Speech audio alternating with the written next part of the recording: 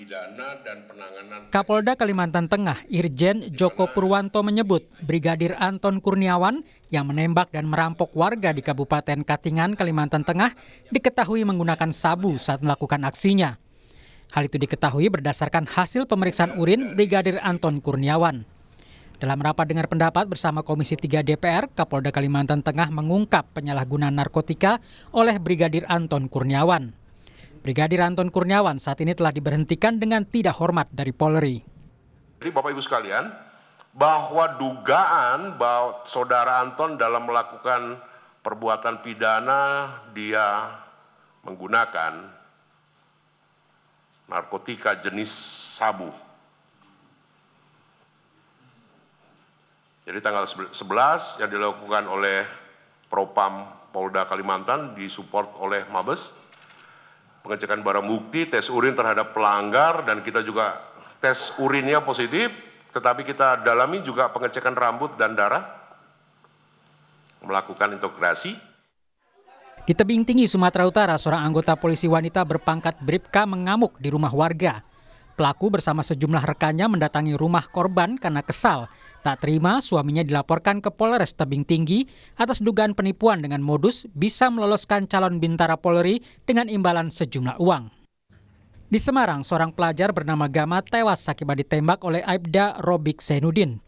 Meski polisi awalnya mengungkap penembakan dalam proses tawuran antar kelompok remaja, Kabid Propam Polda Jawa Tengah mengungkap kalau kasus ternyata tidak berkaitan dengan kasus tawuran. Ketua Komisi 3 DPR Habibur Rahman menyebut akan mengundang Inspektorat Pengawasan Umum Polri, termasuk Propam, untuk evaluasi kasus kekerasan oleh polisi. Namun, Habib menegaskan tidak ada masalah dengan kepemimpinan Kapolri Jenderal Listio Sigit Prabowo. Main seret-seret ke Kapolri dari mana? Enggak, karena kan ada kesenangan nggak nih, bukan? Enggak, karena dari Amnesty International itu bahkan menyebut sampai 116 kasus yang berkaitan dengan polisi. Bos, yang namanya kasus saya bilang tadi, ya kan ya, di mana aja ada, yang namanya oknum di mana saja ada. Apa kaitannya dengan Kapolri gitu loh? Kok diarahkan ke kepemimpinan Kapolri? Kepemimpinan Pak Kapolri Listio Sigit nggak ada masalah. Saya kasih nilai 9 dari 10. Saya berani mempertaruhkan kedudukan saya gitu loh. Ya, apa yang mau dievaluasi? Tapi kalau soal oknum-oknum seperti ini memang kita tindak lanjut, yang penting kan penegakan hukumnya. Lalu kami akan panggil Irwasum, panggil Propam, ya bagaimana pelaksanaan evaluasi yang reguler itu.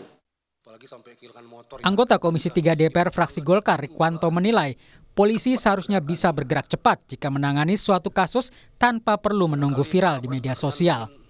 Rikwanto menyebut fenomena no viral no justice harusnya menjadi evaluasi bagi Polri untuk penanganan suatu kasus.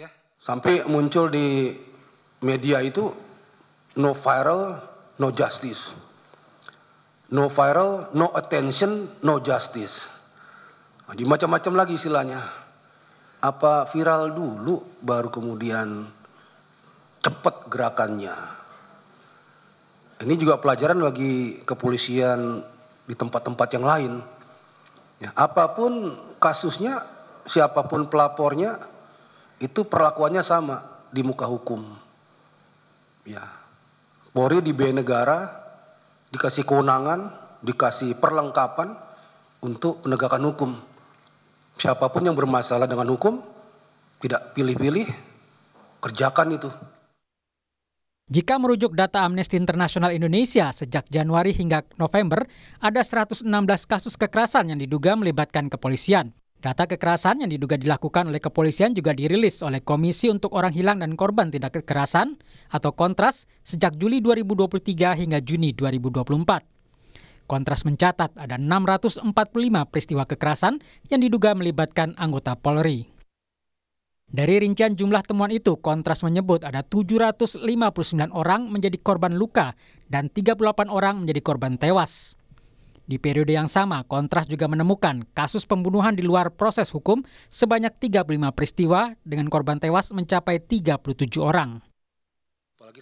DPR menyebut akan mengevaluasi kasus kekerasan yang melibatkan polisi setelah masa reses usai, termasuk mengevaluasi penggunaan senjata api oleh kepolisian. Tim Liputan Kompas TV.